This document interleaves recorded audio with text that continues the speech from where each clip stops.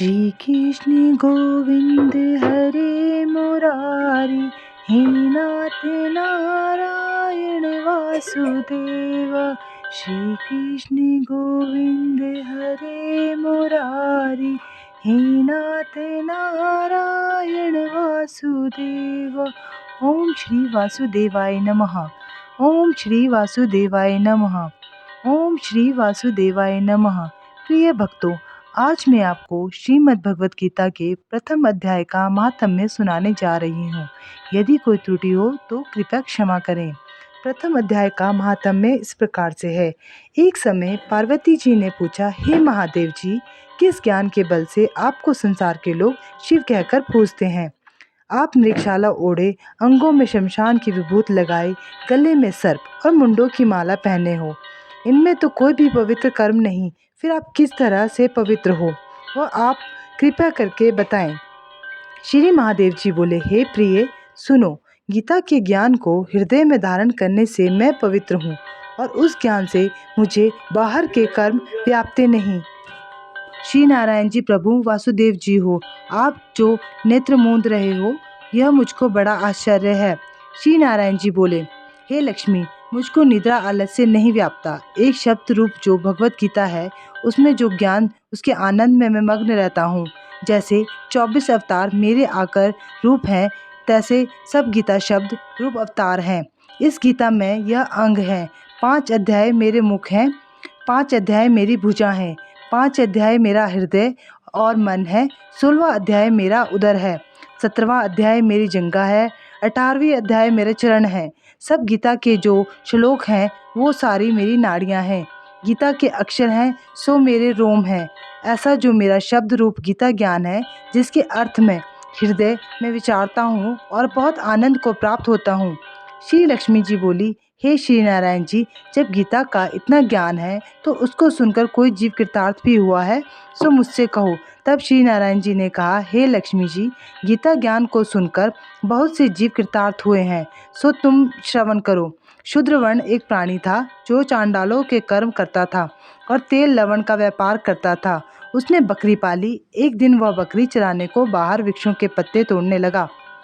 वहाँ सर्प ने उसे डस लिया। तत्काल ही उसके प्राण निकल गए। मरकर उसने बहुत नरक भोगे। फिर बैल का जन्म पाया। तब बैल का जन्म पाया तो उस बैल को भिक्षुक ने मोल लिया। वह भिक्षुक उस पर चढ़कर सारा दिन मांगता फिरे। जो कुछ भिक्षा मांग कर लावे वह अपने कुटुंब के साथ मिलकर खावे।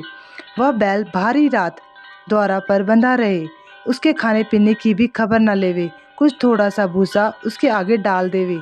जब दिन चढ़े फिर बैल पर चढ़कर मांगता फिरे। कई दिन गुजरे तो वह बैल भूख का मारा गिर पड़ा। उसके प्राण छूटे नहीं।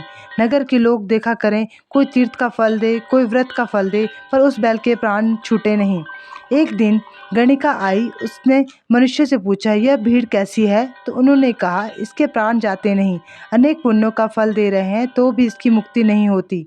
जब गणिका ने कहा, मैंने जो कर्म किया है, जिसका फल मैं इस बैल को निमित्त दिया, इतना कहते ही बैल की मुक्ति हुई। तब उस बैल ने एक ब्राह्मण के घर जन्म लिया। पिता ने इसका नाम सुशर्मा रखा। जब वह बड़ा हुआ, पिता ने उसको विद्यार्थी किया। जब उसको पिछले जन्म की सुध रही थी, यह अति सुंदर हुआ।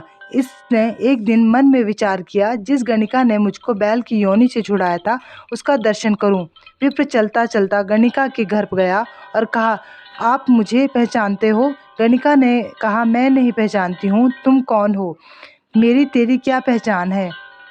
तुम विप्र, मैं वैश्या। तब विप्र ने कहा, मैं वही बैल हूँ जिसको आपने अपना पुण्य दिया था। तब मैं बैल की योनि से छूटा था। अब मैंने विप्र के घर जन्म लिया है तो मैं अपना वह पुण्य बता रहा हूँ। गणिका ने कहा, मैंने अपने जाने कोई पुण्य नहीं किया, पर मेरे घर का तोता है, वह कुछ सवेरे पढ़ता है, मैं उसके वाक्य सुनती हूँ। उस पुण्य का फल मैंने तेरे निमित्त दिया था। तब विप्र ने तोते से पूछा कि तुम सवेरे क्या पढ़ते हो? तोते ने कहा, मैं पिछले जन्म में विप्र का पुत्र था। पिता ने मुझे गीता के पहले अध्याय का पाठ सिखाया था। एक दिन मैंने कहा, मुझको गुरु ने क्या पढ़ाया है? तब गुरुजी ने मुझे श्राप दिया कि तू सुअर हो जाता। मैं सुआ हुआ और एक दिन फंदक मुझे पकड़ ले गया। एक विप्र ने मुझे मोल लिया। वह विप्र भी अपने पुत्र को गीता का पाठ सिखाता था। तब मैंने भी वह पाठ सीख लिया। एक दिन उस विप्र ने घर चोर आ गए। उनको धन तो प्राप्त हुआ, मेरा पिंजरा उठा ले गए। उन चोरों को यह गणिका मित्र थी, मुझे इसके पास ले आए। सो मैं नित्य ही गीता जी के पहले अध्याय का पाठ करता हूँ। वह सुनती हैं, पर इस गणिका की समझ में नहीं आता। जो मैंने पढ़ता हूँ वह पुण्य तेरे निमित्त दिया था। सो श्री गीता जी ने के पहले अध्याय के पाठ का फल है कि तुम्हें मुक्ति मिली। तब विप्र ने कहा, हे तोता, तुम भी विप्र है, मेरे आशीर्वाद से तेरा कल्याण हो। सो हे लक्ष्मी जी, इतना कहते ही कहने से ही तोते की मुक्ति भी गणिका ने कर दी और गणिका को भी भले कर्म ग्रहण कर नित्य प्रति स्नान कर गीता के प्रथम अध्याय का पाठ करने लगी। हमें नित्य गीता के प्रथम अध्याय का पाठ करना चाहिए, इससे उसकी मुक्ति हुई। श्री नारायण ने कहा, हे लक्ष्मी जी, जो कोई अनजाने से भी गीता का पाठ करे या श्रवण करे उसको भी मुक्ति मिलेगी। भगवत गीता के प्रथम अध्याय यहीं पर समाप्त होता है। शुक्रिया।